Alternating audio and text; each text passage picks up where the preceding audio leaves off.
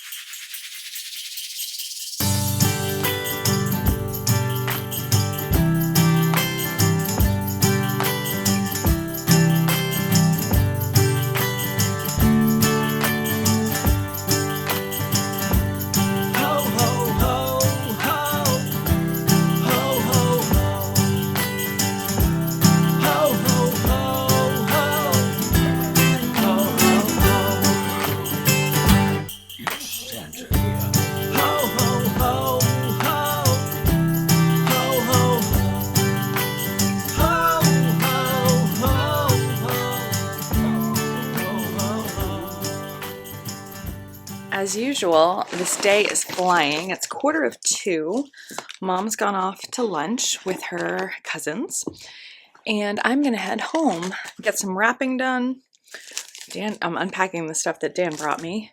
Crochet hook that I forgot, my sleep mask, my hair dryer, and my attachments. I'm gonna leave that here bring home my iPad, my computer. I'll just be at home one night, but gotta bring some knitting and some supplies, right? I haven't finished editing yesterday's vlog yet, so we'll do that today and get home and get some wrapping done. So we'll catch up with you there. Do you know it is December 20th and I haven't had a single festive beverage, so we are making up for that today. Now let's go wrap some presents.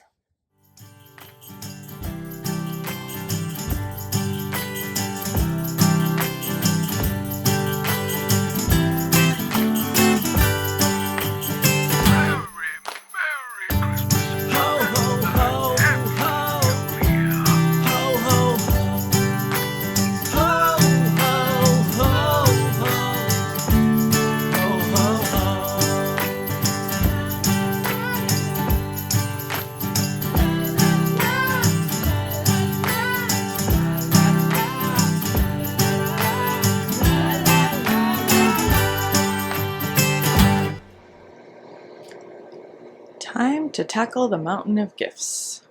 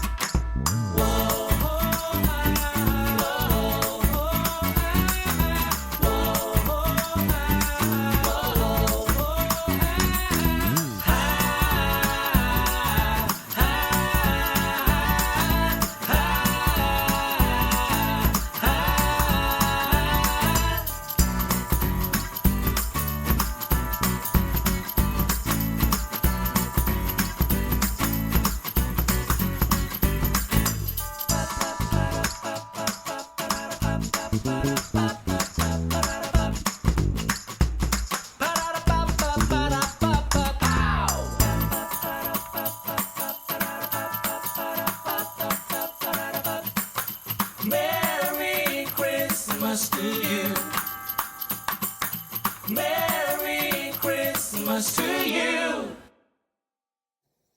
The Christmas wrapping is done. It's a wrap, as they say. It is almost 6 o'clock. I probably could have been done earlier if I had explicitly asked Dan to help me. He didn't realize what I was doing down cellar.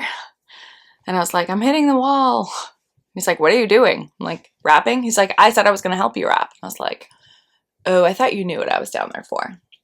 Oh well, it is done now.